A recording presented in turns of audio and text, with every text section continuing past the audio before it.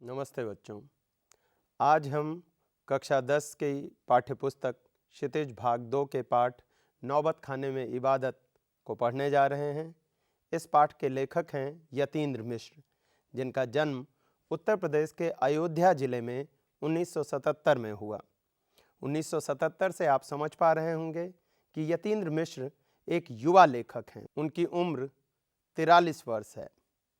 उन्होंने अपनी विश्वविद्यालयी शिक्षा लखनऊ से प्राप्त की। वहाँ से इन्होंने हिंदी विषय में एमए किया और आजकल वे स्वतंत्र लेखन से जुड़े हुए हैं। उन्होंने सहित नाम की अर्धवार्षिक पत्रिका का संपादन किया है। सन 1999 में साहित्य और कलाओं के संवर्धन और अनुशीलन के लिए एक सांस्कृतिक न्यास, जिसका नाम विमला देवी फाउंडेशन है, उसका वे संचालन कर रहे हैं। यतीन्द्र मिश्र बच्चों, कविताओं की दृष्टि से देखें तो उन्होंने 3 महत्वपूर्ण काव्य संग्रह लिखे हैं, जिनमें यदा कदा, अयोध्या तथा अन्य कविताएं और ड्योढ़ी पर आलाप हैं। इसके अलावा उन्होंने शास्त्रीय गायिका गिरजा देवी के जीवन और संगीत साधना पर एक पुस्तक लिखी है, जिसका नाम है गिरिजा। रीतिकाल के अंतिम प्रतिनिधि कवि द्विजदेव की ग्रंथावली का संपादन भी उन्होंने किया है। उसमें वे सह संपादक के रूप में शामिल थे और 2000 सन में यह प्रकाशित हुई।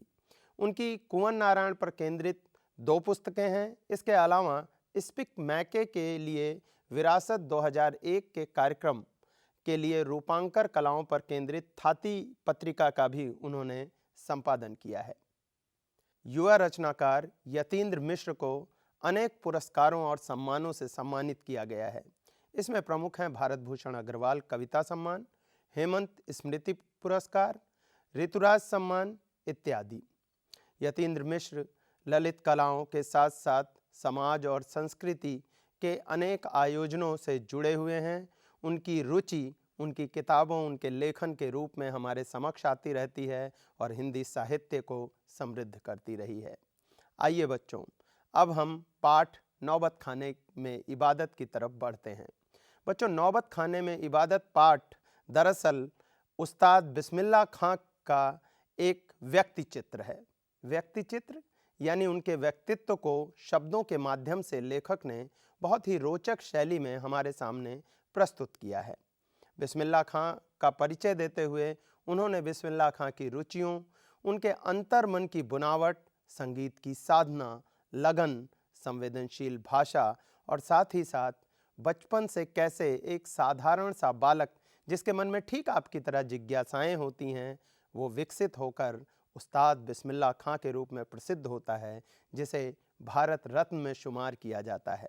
तो आइए बच्चों, अब हम पाठ की तरफ चलते हैं और देखते हैं कि कैसे एक साधारण सा बालक, जो बिल्कुल आपकी तरह जिज्ञासु था, जो आपकी तरह चंचल था, जिसकी रुचियां भी बिल्कुल आपकी तरह थी, संगीत का बादशाह बन गया, उस्ताद बिस्मिल्लाह खां के रूप में भारत रत्नों में शुमार हुआ। आइए पाठ को हम पढ़ते हैं, साथ ही साथ इसके आशय को, इसके अभिप्राय को और इसके वैशिष्ट्य को भी समझते हुए चलते हैं। नौबत खाने में इबादत। सन 1916 से 1922 के आसपास की काशी, पंचगंगा घाट स्थित बालाजी मंदिर की ड्योढ़ी का नौबत खाना और नौबत खाने से निकलने वाली मंगल ध्वनि। बच्चों, यहाँ कुछ शब्द ज़रूर आपको अचरज में डाल रहे होंगे। उन शब्दों के अर्थ जानने के लिए आप जिज्ञासु भी हो रहे होंगे। इसमें पहला शब्द आता है काशी।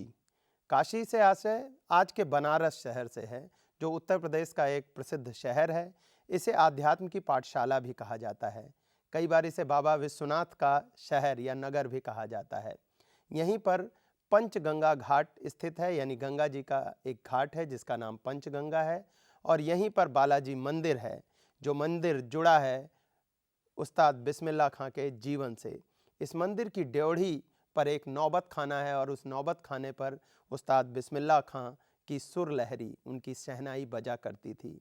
ड्योढ़ी का अर्थ होता है बच्चों, घर के दरवाजे के सामने का वह हिस्सा जो कि दरवाजे से थोड़ी ऊंचाई पर होता है, और वहाँ पर प्रायः पुराने ज़माने में जो बड़े बड़े घर होते थे, वहाँ दरवाजे के ऊपर एक ऐसा स्थान बनाया जाता था जहाँ पर बैठकर सुर लहरी के साथ कुछ वाद्य यंत्र बजाए जा सकते थे। बच्चों, संगीत का भारतीय जीवन में बड़ा महत्व है। प्रायः यह माना जाता है कि दरवाजे से होकर शुभ चीज़ें हमारे घर के भीतर प्रवेश करती हैं और उनको आमंत्रित करने के लिए, उनका स्वागत करने के लिए भारत में पुरानी परंपरा रही है कि दरवाजे के ऊपर मंगल वाद्यों को बजाया जाता था। इन्हीं मंगल वाद्यों में शहनाई एक प्रमुख वाद्य है। अमीरुद्दीन अभी सिर्फ 6 साल का है और बड़ा भाई शमशुद्दीन 9 साल का।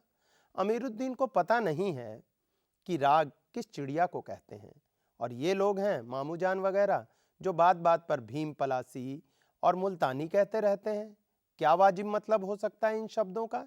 इस लिहाज से अभी उम्र नहीं है अमीरुद्दीन की जान सके इन भारी शब्दों का वजन कितना होगा। गोया इतना ज़रूर है कि अमीरुद्दीन व शमशुद्दीन के मामा द्वय सादिक हुसैन तथा अली बख्श देश के जाने माने शहनाई वादक हैं। बच्चों, यहाँ पर हम देख रहे हैं कि अमीरुद्दीन यानी अपने उस्ताद बिस्मिल्लाह खां साहब अभी सिर्फ 6 साल के हैं।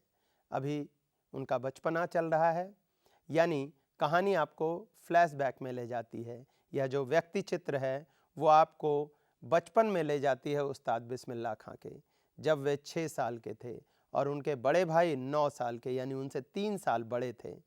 अभी अमीरुद्दीन को पता नहीं है कि राग किस चिड़िया का नाम है। उन्हें नहीं मालूम राग क्या होता है। बच्चों, राग क्या होता है क्या आप जानते हैं? बच्चों, संगीत में यूँ तो राग का अर्थ प्रेम होता है, लगाव होता है, लेकिन संगीत में राग से आशय स्वरों की एक विशेष शैली से है। स्वर अनेक प्रकार से गाए जाते हैं, हर राग का एक विशेष स्वर होता है और राग अलग अलग पहरों के लिए यानी दिन के अलग अलग समय के लिए निर्धारित होते हैं। अभी संगीत के विषय में इतना जानना आपके लिए पर्याप्त है। आप चाहें तो और भी जानकारी इस विषय में प्राप्त कर सकते हैं अपने संगीत शिक्षक से। और आगे इस कहानी में, इस व्यक्ति चित्र में यतीन्द्र मिश्र कहते हैं कि अभी अमीरुद्दीन और शमशुद्दीन को राग के विषय में नहीं पता, किस चिड़िया को कहते हैं। यहाँ मुहावरे के माध्यम से उन्होंने रोचक बनाया है शैली को, जबकि उनके मामू जान वगैरह यानी अमीरुद्दीन और शमशुद्दीन के मामू वे बात बात पर अलग अलग रागों का नाम लेते हैं, जैसे भीम पलासी, मुल्तानी इत्यादि। इन शब्दों को जानने की अभी उम्र नहीं है अमीरुद्दीन और शमशुद्दीन की, लेकिन बावजूद इसके उन्हें ये शब्द आकर्षित करते हैं। वे दोनों इतना ज़रूर है उनके साथ कि वे इन्हें पसंद करते हैं, इनके आकर्षण में खो जाते हैं। मामा द्वय सादिक हुसैन तथा अली बख्श देश के जाने माने शहनाई वादक हैं। रसूलन और बतूलन जब गाती हैं तब अमीरुद्दीन को खुशी मिलती है। अपने ढेरों साक्षात्कारों में बिस्मिल्लाह खां साहब ने स्वीकार किया है कि उन्हें अपने जीवन के आरंभिक दिनों में संगीत के प्रति आसक्त इन्हीं गायिका बहनों को सुनकर मिली है। बच्चों, प्रायः लोग अपने उस्तादों को तो इस बात का श्रेय देते हैं कि उन्होंने उन्हें ज्ञान संस्कार दिए।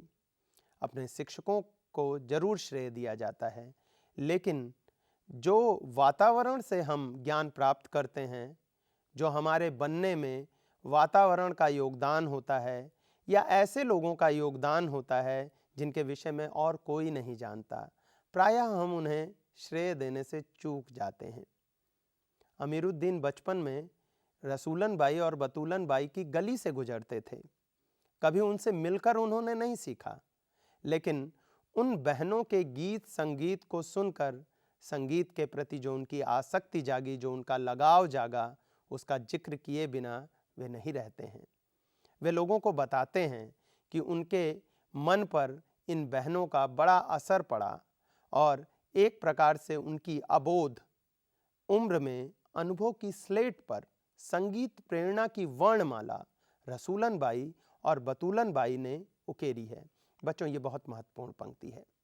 कहते हैं एक प्रकार से उनके अबोध उम्र में अनुभव की स्लेट पर बालक अमीरुद्दीन की उम्र अबोध थी। अबोध यानी ऐसी उम्र जिसमें उन्हें कुछ विशेष ज्ञान नहीं था। उस समय उनकी अनुभव की स्लेट पर यानी उनके मन के एक तरह से श्याम पट्ट पर, उनके मन के ब्लैक बोर्ड पर संगीत की प्रेरणा की वर्णमाला, संगीत की प्रेरणा की वर्णमाला यानी क ख ग या ABCD जिसे कहते हैं, यानी शुरुआती जानकारी, शुरुआती आकर्षण, शुरुआती प्रेरणा रसूलन बाई और बतूलन बाई ने उकेरी है, यानी उनके माध्यम से ही उन्होंने शुरू किया। वैदिक इतिहास में शहनाई का कोई उल्लेख नहीं मिलता है, वेदों में शहनाई का कहीं उल्लेख नहीं है। इसे संगीत शास्त्रांतर्गत सुशिर वाद्यों में गिना जाता है। संगीत शास्त्र के अंतर्गत, शास्त्रांतर्गत का अर्थ हुआ शास्त्र जमा अंतर्गत, संगीत के शास्त्र के अंतर्गत यानी लिखित जो संगीत का वर्णन मिलता है उसके अंतर्गत सुशिर वाद्यों में, सुशिर वाद्य यानी फूंक कर बजाए जाने वाले वाद्य, ऐसे वाद्य यंत्र जिन्हें फूंक कर बजाया जाता है, जैसे बांसुरी हो गया, उसी तरह से अरब देश में फूंक कर बजाए जाने वाले वाद्य जिसमें नाड़ी, नरकट या रीढ़ होती है उसे नय बोलते हैं। शहनाई को शाहे नय अर्थात सुशिर वाद्यों में शाह की उपाधि दी गई है। अब यहां समझते हैं, अरब देशों में एक वाद्य यंत्र पाया जाता है और उसे भी फूंक कर बजाते हैं, उसमें भी नाड़ी का प्रयोग होता है, यानी शुरुआत में उसमें भी नरकट घास का एक यंत्र सा लगा होता है जिसको मुंह में लेकर फूंका जाता है, उसे नय कहा जाता है। और शहनाई को उसी आधार पर शाहे नय कहा गया। शाहे नय यानी जो सुशिर वाद्य होते हैं, फूंक कर बजाए जाने वाले वाद्य होते हैं, उनका यह शाह है। शाह का अर्थ क्या होता है बच्चों? शाह का अर्थ राजा, बादशाह। 16वीं शताब्दी के उत्तरार्ध में, उत्तरार्ध यानी पहले, शुरुआत में 16वीं शताब्दी के उत्तरार्ध में तानसेन के द्वारा रची बंदिश जो संगीत राग कल्पद्रुम से प्राप्त होती है, में शहनाई, मुरली, वंशी, श्रृंगी एवं मूर्छंग आदि का वर्णन आया है। बच्चों ये परंपरागत वाद्य यंत्र हैं। तानसेन के विषय में यहाँ बताया गया है 16वीं शताब्दी का उत्तरार्ध यानी 1500 से लेकर 1550 तक 16वीं शताब्दी का पूर्वार्ध हुआ। पूर्वार्ध यानी शुरुआत का आधा हिस्सा। तो 1550 से 1600 तक तानसेन ने कुछ ऐसी बंदिशें रची जो संगीत राग कल्पद्रुम से प्राप्त होती हैं और इनमें उन्होंने शहनाई, मुरली, वंशी, श्रृंगी और मूर्छंग आदि वाद्य यंत्रों का वर्णन किया है कि इन वाद्य यंत्रों का प्रयोग किया गया था इस बंदिश में। अवधी पारंपरिक लोकगीतों एवं चैती में शहनाई का उल्लेख बार बार मिलता है। अवधी बच्चों पूर्वी उत्तर प्रदेश की एक भाषा है, अवध प्रांत की भाषा जिसे कहते हैं। ये अयोध्या और उसके आसपास के क्षेत्र की भाषा है। इसी भाषा में प्रसिद्ध राम कथा, रामचरितमानस की रचना हुई है। बच्चों इसके लेखक कौन हैं? इसके लेखक प्रसिद्ध कवि गोस्वामी तुलसीदास हैं। तो अवधी में जो पारंपरिक लोकगीत हैं यानी अवध क्षेत्र के लोक में प्रचलित गीत, वहाँ के जनजीवन में गाए जाने वाले गीत जिनमें चैती है, उसी में शहनाई के प्रयोग का भी बार बार उल्लेख मिलता है। शहनाई मंगल का परिवेश प्रतिष्ठित करने वाला यह वाद्य यंत्र इन जगहों पर मांगलिक विधि विधानों के अवसर पर ही प्रयुक्त हुआ है। अवध क्षेत्र में मांगलिक विधि विधानों के अवसर पर यानी मांगलिक शुभ, जिसे मंगल का अर्थ होता है शुभ, शुभ कार्यों के दौरान शुभ अवसर को प्रतिष्ठित करने के लिए यानी शुभत्व का वातावरण बनाने के लिए, अच्छे का वातावरण बनाने के लिए शहनाई का प्रयोग होता है। दक्षिण भारत में मंगल वाद्य नाग स्वरम की तरह शहनाई प्रभाती की मंगल ध्वनि का संपूरक है।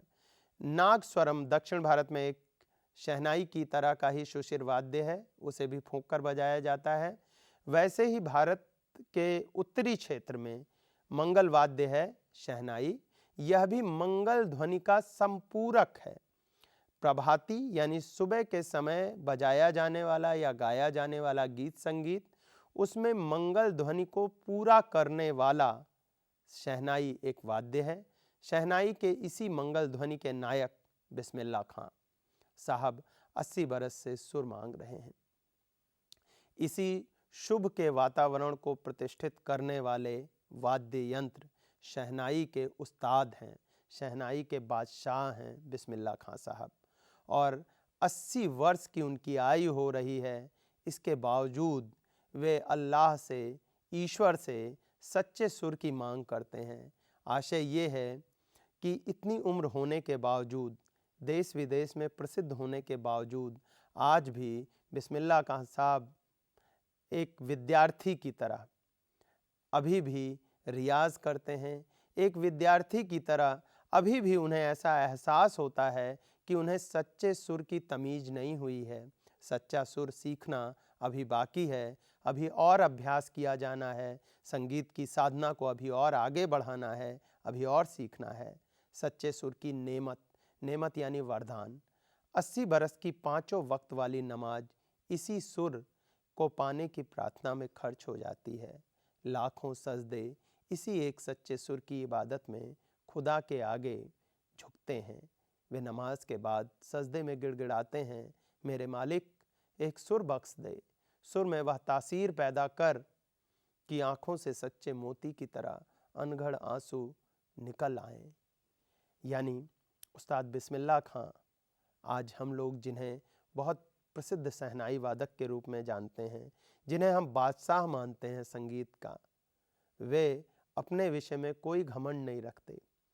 हमेशा वे ईश्वर के सामने जब सर झुकाते हैं, जब इस्लाम धर्म के अनुसार वे 5 वक्त की नमाज पढ़ते हैं, तो सजदे में यानी झुककर जो ईश्वर से प्रार्थना किया जाता है, उस समय वे लगभग गिड़गिड़ाते हुए बोलते हैं कि हे मेरे मालिक, हे मेरे ईश्वर, मुझे एक सुर बख्श दे, एक ऐसा सुर बख्श दे जिसका में वह तासीर हो, तासीर यानी असर हो, प्रभाव हो, कि उसे सुनकर लोगों के हृदय विगलित हो जाएं, लोग भाव विभोर हो जाएं, उनकी आंखों से सच्चे मोती की तरह अनगढ़ आंसू निकल जाएं। अनगढ़ आंसू, ऐसे आंसू जो बनावटी ना हो, यानी लोग भाव विह्वल हो जाएं, भावुक हो जाएं।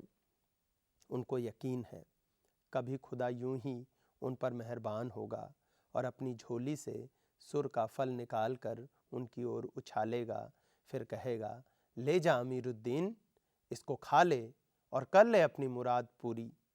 उस्ताद बिस्मिल्लाह खां साहब को यह भरोसा है कि यदि वे इसी विनम्रता से ईश्वर से प्रार्थना करते रहेंगे, अपने रियाज को करते रहेंगे, संगीत की साधना करते रहेंगे, तो जरूर एक दिन ईश्वर प्रसन्न होगा, जरूर वह उनके सामने उस फल को देगा जिस फल को खाकर वे अपनी मुराद पूरी कर सकेंगे, यानी वे सच्चे सुर को अपनी शहनाई पर बजा पाएंगे। बच्चों देखिए, हम और आप बहुत सारा काम करते हैं, अध्ययन करते हैं, बहुत सारा संकल्प करते हैं, हम सभी के जीवन के लक्ष्य हैं, लेकिन ये विनम्रता, ये दृढ़ता, यह निश्चय कितना अद्भुत है। बिस्मिल्लाह खां साहब विश्व प्रसिद्ध शहनाई वादक, लेकिन इसके बावजूद उनकी साधना में, उनकी दृढ़ता में और उनकी विनम्रता में कहीं कोई कमी नहीं है। शायद इसीलिए वे उस्ताद बिस्मिल्लाह खां बने, शायद इसीलिए वे शहनाई के बादशाह कहे जाते हैं। तो बच्चों, आपने देखा कि किस तरह से अमीरुद्दीन नाम से जाने जाते थे हमारे उस्ताद बिस्मिल्लाह खां साहब अपने बचपन में। कैसे उनका बचपन बिल्कुल सामान्य बच्चों की तरह ही बीता, कैसे उन्होंने अपने बचपन में शरारतें की, उन्होंने अपने बचपन में वे सभी काम किए जो सभी काम आप करते हैं। उनकी जिज्ञासा बिल्कुल आपकी तरह थी, और कैसे वे विकसित होकर उस्ताद बिस्मिल्लाह खां साहब बने, कैसे आज भी उनका विश्वास अपने रियाज में है, कैसे आज भी उनके अंदर ईश्वर के सामने विनम्र हो जाने की क्षमता है, ईश्वर से यह दुआ मांगने की क्षमता है कि वे उन्हें सच्चा सुर बख्शें। बच्चों, यह विनम्रता, अपने काम के प्रति यह साधना, यह आस्था ही हमें आगे बढ़ाती है। तो आज के पाठ के इस अंश में बस इतना ही। अगले अंश में फिर आपसे मुलाकात होगी। तब तक के लिए धन्यवाद।